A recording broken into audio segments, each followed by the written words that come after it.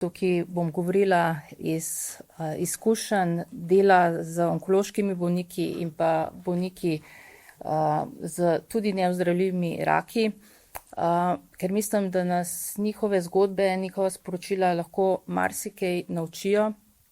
In eno od glavnih sporočil, ki sem jaz dobila skozi, bom rekla, že kar vrsto let dela z njimi, je, da je življenje vrednota. In ena od ključnih stvari, ki jo bolniki pričakujejo od nas zdravnikov, je ta, da se z njimi borimo.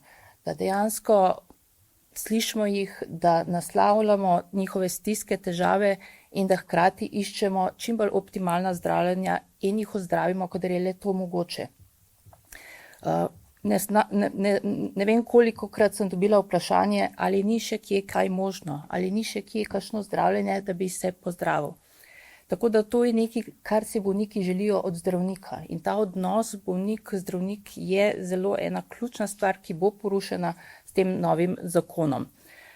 Zdaj, kot zdravnik paliativne medicine, tudi tam dobimo vprašanja, ali je še kje možno, ali mogoče še je kakšna nova stvar, mogoče bo še kje drugega se zgodilo. Ampak zdaj bi mogoče vseeno spregovorili tudi o tem, kaj si pa bolniki, ki imajo vseeno neozdravljivo bolezen, kaj si pa oni želijo.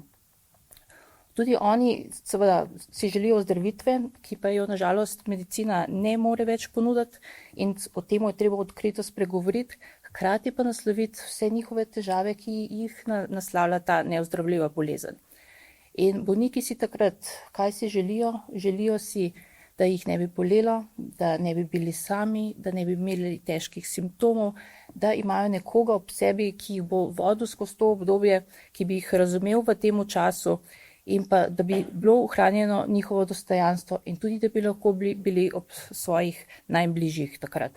Seveda pa imajo bolniki takrat veliko strahov in to je tudi ena stvari, ki jo zdaj izkoriščajo, bom rekla, pobudniki tega zakona, ki bolnike strašijo na nek svoj način in povzročajo neke dodatne stiske pri teh bolnikih, ker bolniki so pred vrati, bolniki so z nami zdaj in jaz vidim, kakšne stiske jim povzročajo vse te naše razprave v medijih, kaj deluje, kaj ne deluje, kako jim pomagajo, kako jim ne moramo pomagati.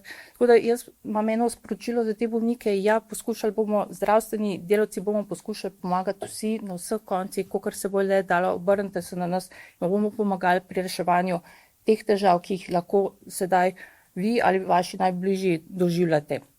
Bolniki, tako kot sem rekla, se bojijo tega trpljenja, tako kot o tem trpljenju zdaj vsi govorimo in to je tudi neka glavna indikacija, zakaj bi se ta postopek predčasnega prekinitve življenja sploh sprožil.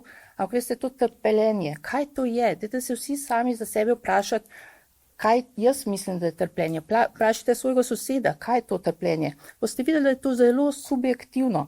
To je vsak vidi trpljenje skozi druga očala, na drug način in kako bomo mi na podlagi tega dejansko nekoga, bom rekla, usmrtili, če je to moj vidik, kaj je trpljenje drugačen kot mogoče od nekoga, ki je zraven mene. Tako da to trpljenje moramo razumeti tudi v tej luči subjektivnosti. Hkrati vam pa iz vsakdanjega dela povem tudi, da pridejo bolniki, recimo so sprejeti na oddelek in rečejo, groza je, dajte mi injekcijo, tako ne gre več, samo da bo konc. Zakaj se to zgodi? Seveda, ker nimajo urejenih simptomov, ker so v neznanskih bolečinah, in to je treba prepoznati in to je treba nasloviti. In zato je to ena ključnih del, ki ga moramo tudi mi kot zdravstveni delavci prepoznati in urediti, da bo to čim manj takih zgodb.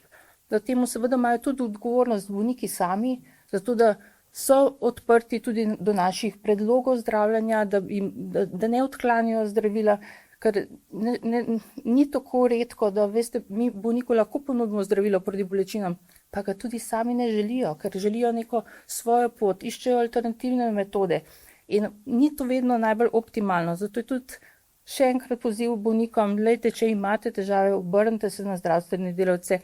Res je, da mogoče paliativna oskrba je še daleč od tega, kar si želimo, da bi bila sistemsko urejena na vseh nivojih za vse bolnike, na vsakem vogalu, daleč smo še od tam. ampak je pa vseeno nekaj tega znanja, dajte se obrniti na njih in kolegi se, bom rekla, vse povezujemo, si poskušamo pomagati in neka mreža raste, se vzpostavlja, ampak smo še zelo daleč od tam, da lahko rečemo, da vsak bolnik bo jutri lahko dobil zelo dobro paliativno oskrbo, ampak gremo v ta pravo smer.